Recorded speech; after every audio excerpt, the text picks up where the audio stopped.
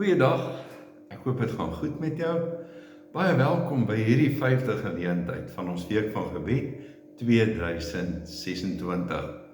Nou, by hierdie geleentheid van ons week van gebed is ons by die verskillende gemeentes in die destydse Klein-Asië, die 7 gemeentes, waarmee die Here ook praat deur Johannes. En waar die gemeente enigstens hulle self kan toets aan dit wat die Here besig is om vir hulle te sê, en die ander gemeentes ook die voorreg het om hulle self te toets aan wat vir die ander gemeentes ook gesê word.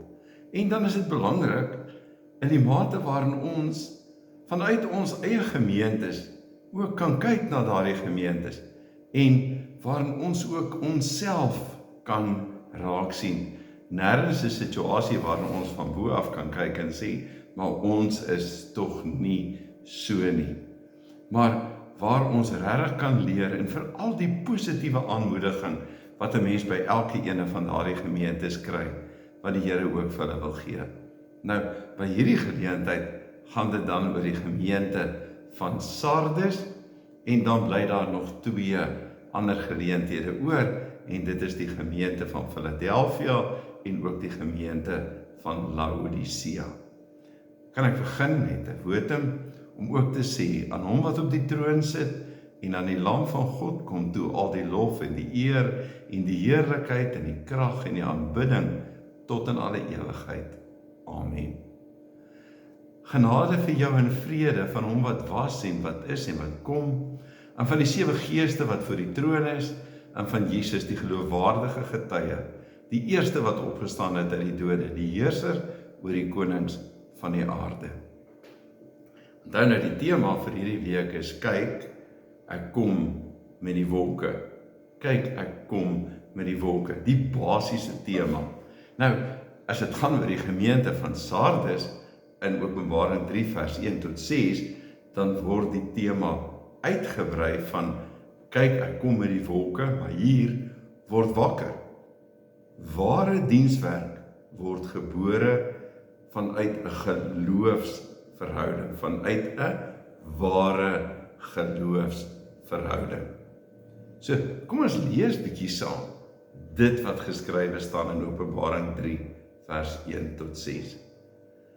Ek het seker pragtige prentjies eintlik van daardie stad, en oor hoe dit vroeër jare gewees het, so 'n tipe van 'n vestingstad waarin die mense gedink het dat hulle al die tyd veilig was, en tog was hulle nie so veilig en so secuur as wat hulle gedink het dat hulle regtig sou gewees het nie. Ek het nogal so 'n prentjie hier voor my van iets van lewende dooies, van mense wat lyk of hulle lewe maar half 'n bietjie dood is.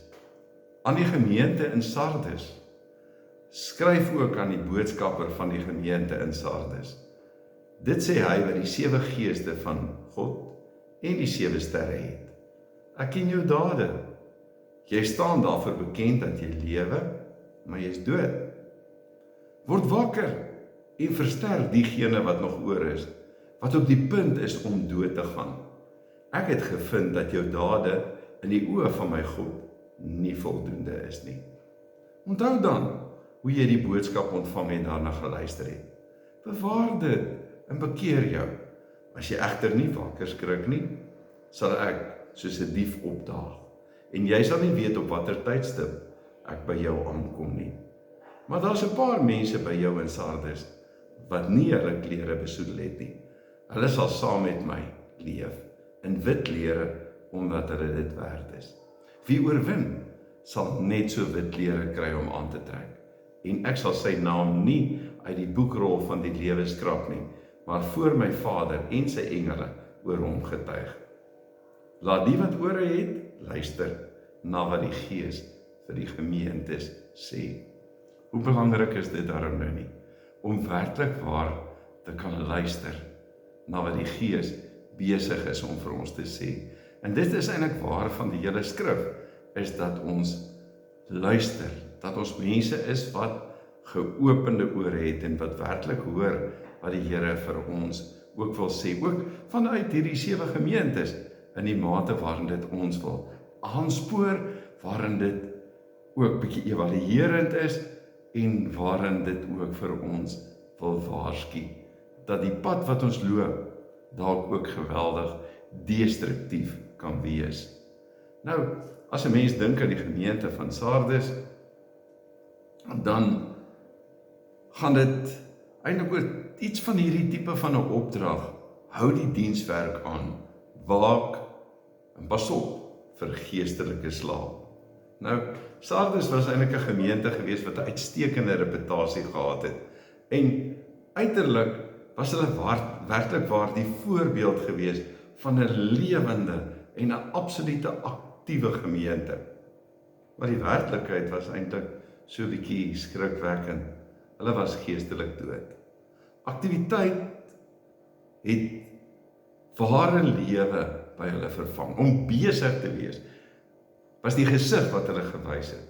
Maar dit het die ware lewe wat binne in hulle is enigsins vervang.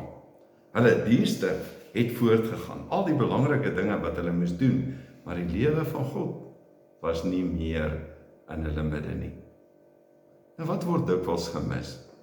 Die gevaar is nie altyd passiewe lidmaatskap nie, maar aktiewe ongeloof. Kan ek dit herhaal? Die gevaar is nie altyd passiewe lidmaatskap nie. Ons kan lidmate wees, maar dat daar aktiewe ongeloof by mense kan wees.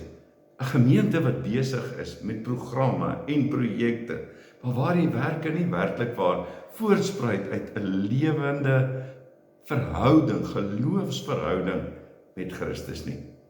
En dis mos nou maar die gevaar, wat routine vir 'n mens kan hê, wat tradisie vir 'n mens kan hê, veral as dit sonder lewe is. So, maar ware lewe, of ware geloof is mos dinamies en lewendig. En dit manifesteer nie maar alleen in georganiseerde programme nie, maar in 'n daaglikse, in 'n groeiende persoonlike verhouding met God, wat lei tot absolute opregte aanbidding en diens. Nou, wat kan ons leer uit hierdie gedeelte? Ons moet onsself gereeld ondersoek. Ons moet die hele tyd ook bietjie na onsself kyk. Want ek dink hierdie verskillende gemeentes wil ons daartoe lei, en as die Here met hulle praat, met wat se oë kyk die Here ook na ons gemeente waar ons hier is.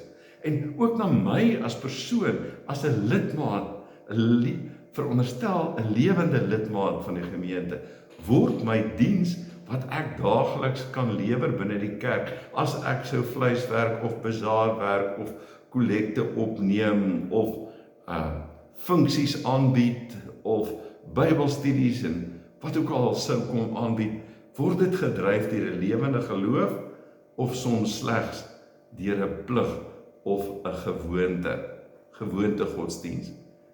Ek weet, dit is nogal iets wat mense baie keer kan irriteer, is gewoonte godsdiens. Geloof, ware geloof, moet die inspirasie wees vir ons dade. En dalk sou daar iets wees wat jy kom begin, om bietjie 'n tipe van 'n persoonlike gebedsprojek, of dalk een of ander diensaktiwiteit te begin, wat werklik waar gebore is, vanuit jou liefdesverhouding, vanuit jou persoonsverhouding, wat jy met God het. So die tema dan, kyk, hy kom in die wolke, en ons weet, hy kom al hoe nader. Ons leef in 'n minuut voor 12, word wakker.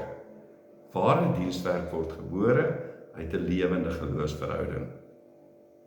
Nou Sardes was die hoofstad gewees van die provinsie Lydia, 'n pragtige stad, wat teen 'n berg gebou was. En hulle sê wat alreeds 6 eeue voor Christus die groot bloeityd in daardie omgewing gehad het. Dit was 'n mooi stad vanweë liggaam, wat dit gehad het ook moeilik om ingeneem te word. En so mense kan eintlik sê hierdie stad was beskou as 'n tipe van 'n rotsvesting, 'n plek waar jy kan voel dat jy fisiek ook veilig is. En aan die ander kant was Sardes ook bekend gewees vir hulle wol- en tekstielbedryf. Iets van dit wat ons ook mos nou by Thyatira geleer het, wat ook so 'n omgewing sou gewees het. Maar dan moet ons onthou, want die Here praat met die leraar van die gemeente, hy praat met die leierskap binne in die gemeente. In gemeentes wat in daardie tyd ook nooit regtig groot gewees het nie. Ons het daarom hierdie idee van groot gemeentes, groot kerke, groot dinge. En partykeer moet ons net vir ons weer 'n bietjie terugvat om te dink oor hoe klein baie keer van dit was, maar dit maak nie dat die Here se fokus minder raak op daardie stede nie, of daardie gemeentes nie. Toe Jesus hierdie brief deur Johannes aan hulle skryf, was die stad, hierdie rotsvesting van stad, eintlik al 2 keer ingeneem gewees. Onverwags, terwyl die ouens geslaap het die vyand gekom. Dan word hulle was doodrustig in hulle self en gedink hulle is okay. En dan was hulle nie okay nie. Dan was hulle aan die slaap gevang. Elke keer terwyl die inwoners geslaap het. En dit was nog 'n groot verleentheid vir hulle. Soos iets van daai ding van, jy moet nooit aan die slaap gevang word nie. Hulle het hulle self as onoorwinnelik beskou. Hoewel Sardes aanvanklik 'n baie belangrike stad gewees het, het sy invloed nou al redelik 'n bietjie vervlou teen die tyd wat hierdie brief van die Here Jesus deur Johannes aan hulle geskrywe is. Wat is die dringende waarskuwing? As 'n baie dringende waarskuwing aan die gemeente gewees in daardie tyd. Sien, kyk, elke gemeente het nou mos maar 'n register. Ons gemeente het 'n register. Ons probeer dit op datum hou. Winkerk, waarmee ons probeer om alles te hou. Destyds gegaan om die boeke te vat en dit oor te skryf of oor te laai op ons rekenaars en allerlei inligting wat ons ook wat ons ook bymekaar kan maak in terme van ons lidmate. En nogal belangrik, om altyd te kontroleer of almal nou nog daar is en of mense aktief is of wat ook al. So eintlik het elke gemeente, wil hierdie gedeelte sê, 2 registers.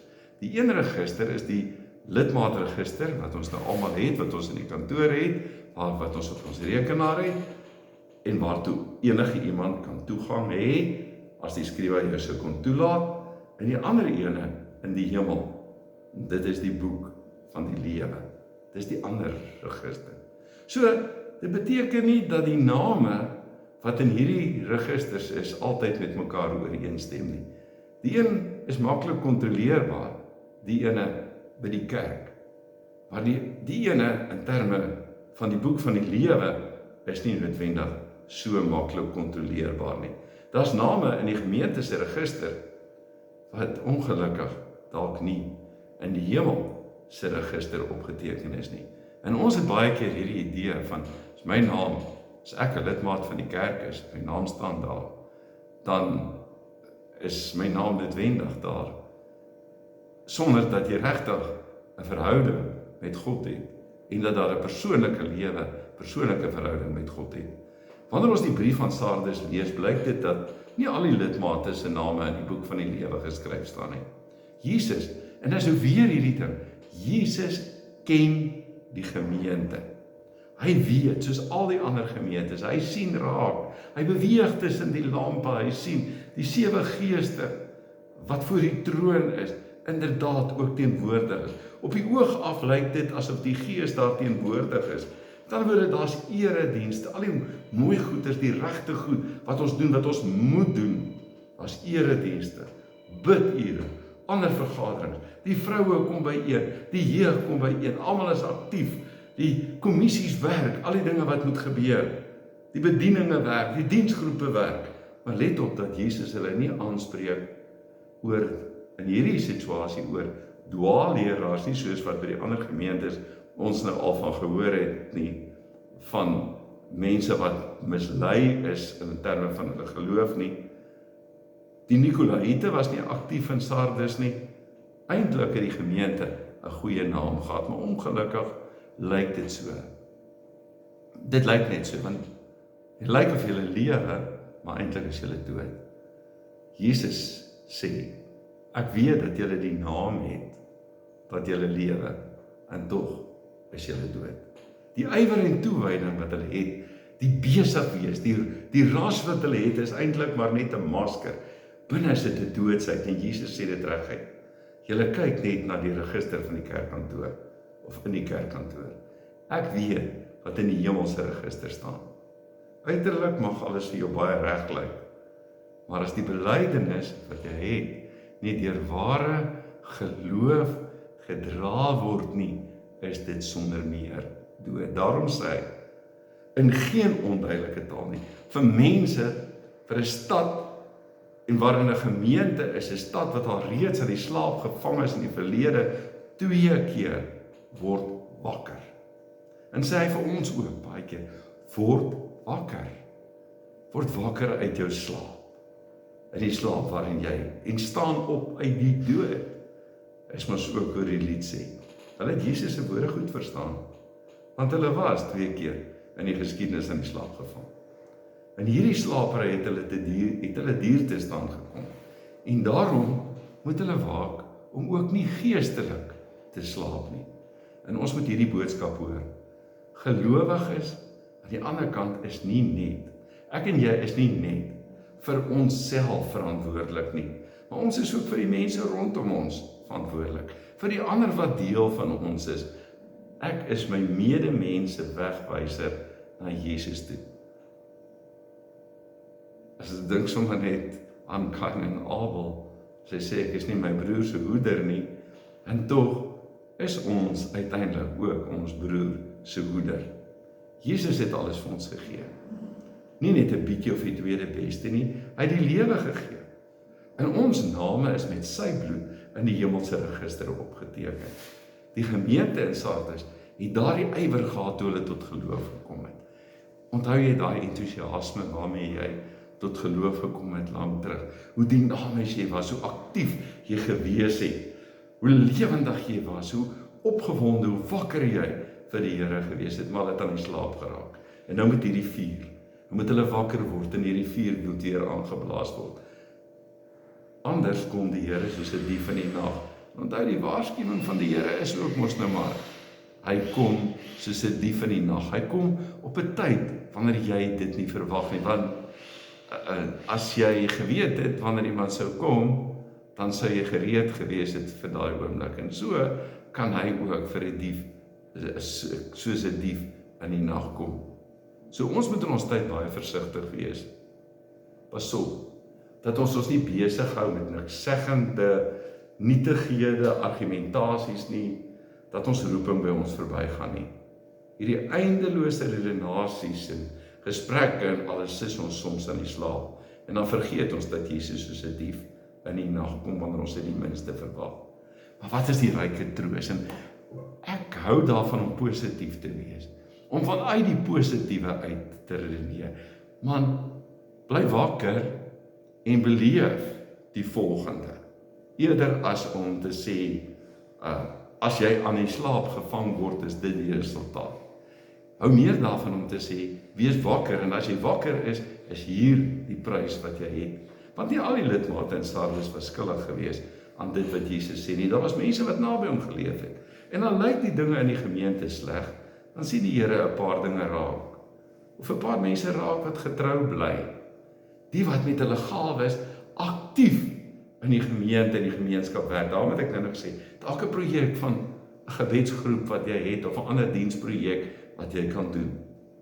Ons kan seker wees, Jesus gee aan elkeen van sy kinders gawes, wat hy wil hê dat hulle moet gebruik, waarmee hulle verskil moet maak. En vir baie is dit inderdaad hulle hoogste prioriteit, om 'n verskil vir Jesus te maak. En in daai gemeente was daar ook hierdie wakker mense. Nou gee die Here aan hulle 3 beloftes. Hulle sal altyd in wit klere by my wees, omdat hulle dit waardig is. Nou wit klere is mos nou maar die simbool van reinheid en heerlikheid. Hierdie gelowiges is rein gewas met die bloed van Jesus, en hy beloof om hulle vir ewig naby hom te hou. En die tweede belofte is, ek sal nooit sy naam in die boek van die lewe uitwis nie. In God se register kan daar geen foute wees nie. Ons kerkregister kan baie foute hê, maar in sy register is daar nooit 'n fout nie. Geen naam wat daar hoort sal ooit ontbreek nie. God doen nie halwe werk nie. Die derde ene is, ek sal voor my Vader en voor sy engele verklaar, dat hy aan my behoort. Nou wat 'n wonderlike belofte is dit nou nie. Jesus self lees die name in die hemelse register. Hulle is myne. Nie omdat hulle sondeloos is nie, maar omdat hulle skoon gewas is deur die bloed van die lam. Hulle lewe getuig dan van dankbaarheid, van getrouheid. En daarom moet ons hele lewe, ons wakker wees, ons alles wat ons doen, moet gemotiveer word vanuit ons geloof wat ons het. Ons hoef nie bekommerd te wees oor ons gemeenteregister nie. Dit kan altyd herstel word, of reggemaak word. Die hemelse register is iets anders. Daar maak Jesus self die inskrywing, toe jy hom as jou verlosser aangeneem het. En op die dag van die Here sal hy jou naam voor God en die engele voorlees. Belangrike is ek seker. Is ek seker van my verlossing in Jesus? Is ek seker van my verlossing? En ons behoort seker te wees, en ek kan wees. 1 Johannes 5 vers 1, 12 en 13. As ek seker daarvan is, hoef ek nooit te vrees nie, want my lewe is veilig in sy hande. Daarom, kyk, ek kom in die wolke, hou nooit op om wakker te wees en vanuit die geloof ook vir my te dien nie. Nou, die sake vir voorbeelding by hierdie keer is, kom ons bid vir volharding. En dat lidmate hulle roeping met volharding en ywer sal vervul. Volharding. En dat ons roeping sal vervul. Dit wat die Here vir jou gedroom het. Bid dat die Here lidmate wat lou geword het, en ons gaan op die ou ende mos maar kom, ook by die gemeente van Laodicea. Bid dat die Here lidmate wat lou geword het, met entoesiasme vir die saak van die koninkryk van God sal vervul. En dan bid vir uitreike en kampe, veral onder die jeug, wat plaasvind. Wat soms 'n bietjie afneem, minder word, raak as so geweldig duur, dat 'n mens dit nie meer kan doen nie. Want die kampe het baie keer 'n tipe van venues geword, wat baie duur is. En kom ons bid ook vir daardie geleenthede, in dienswerkkampe, uitreikkampe, stranddienskampe, wat jong mense kan hê. Ons bid vir toerustingsgeleenthede vir ons gelowiges, ons Bybelstudies, ander geleenthede wat ons het, ontdek jou gawe kursusse, toerustinggeleenthede om sommer te weet hoe behoort ek voor die Here te lewe. Bid dat gelowiges hulle oë altyd en onder alle omstandighede op Jesus gefestig sal hou. Hemel Here, baie dankie dat ons kan bid vir volharding. Here, en dat ons almal ons roeping met volharding en ywer sal vervul. Dat ons nie aan die slaap gevang sal word nie. Here, help ons om nie lou te wees nie, maar met entoesiasme vir die saak van die koninkryk van God sal werk. Want Here, ons bid elke dag, laat die koninkryk kom, en dit het gekom tot by ons, en ons bid dit nog steeds. Ons bid Here vir uitreike kampe, veral onder die jeug, wat in vakansietye, ander tye ook plaasvind, skoolverlatingskampe, skoolverwisselingskampe, alles Here wat so nodig is op verskillende grade, vlakke, alles. Ons bid vir hierdie kampe, waar so baie verandering ook kan kom. Ons bid vir toerustingsgeleenthede, ook vir ons lidmate, vir almal. Here, wat heeltyd moet plaasvind, want as ons nie weet hoe nie, hoe doen ons dit? Waar ons ook aangevuur word, entoesiasties gemaak sal word. Ons bid Here dat ons oë altyd en onder alle omstandighede op Jesus ons Here gefestig sal wees, die begin en die volëinder van ons geloof. Here, dit is nat tyd, want dit is baie reën, waar baie oor dankbaar is, maar ander plekke waar mense ook skade kry. Here, in oeste ook 'n bedreiging kan wees. Ons bid daarvoor. Ons bid in ons land, vir waar dit so ontsaglik droog kan wees en die brande kan wees. Ons bid sommer net vir genade, ook vir veiligheid, veral ook op ons paaie en oral oor. Ons bid vir dinamiese gemeentes, wat sal besef en beleef, dat hulle aan U behoort. En ons prys U naam vir alles. In Jesus naam. Amen. Mag die genade van die Here en die liefde van God en die gemeenskap van die Heilige Gees ook elke oomblik met jou wees en ook met almal wat deel van jou lewe is totdat Jesus kom. Amen. Mooi bly.